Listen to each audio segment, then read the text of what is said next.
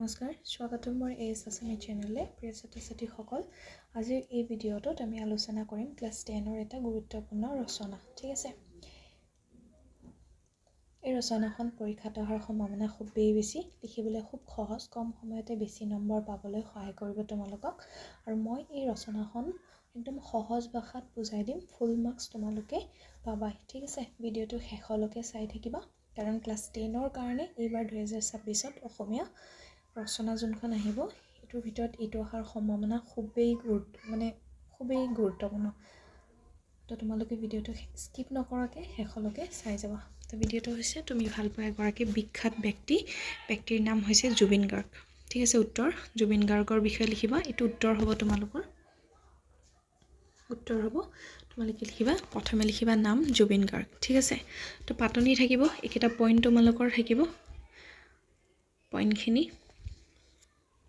প্ৰথমে পাতনিত লিখিবা যে প্ৰতিজন মানুহৰ জীৱনত কিছুমান বিখ্যাত ব্যক্তি থাকে, যিসকলৰ জীৱন, কৰ্ম আৰু আদৰ্শই আমাক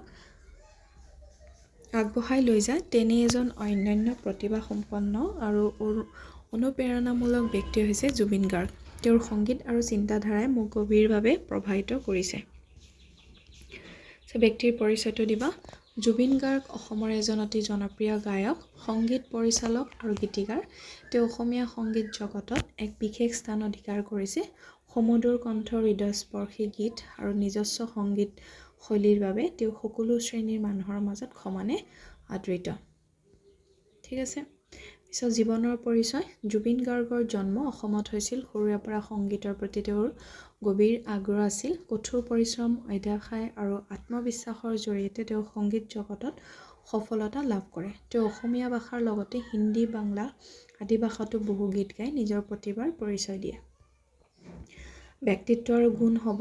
জুবিন গাৰ্গ এজন সহজ সৰল, সংবেদনশীল আৰু সমাজ সচেতন ব্যক্তি। তেওঁৰ গানসমূহ অসমৰ সংস্কৃতি, মাটি পানীৰ টান আৰু আধুনিক চিন্তাধাৰাৰ সুন্দৰ সম্বন্ধ দেখা যায়।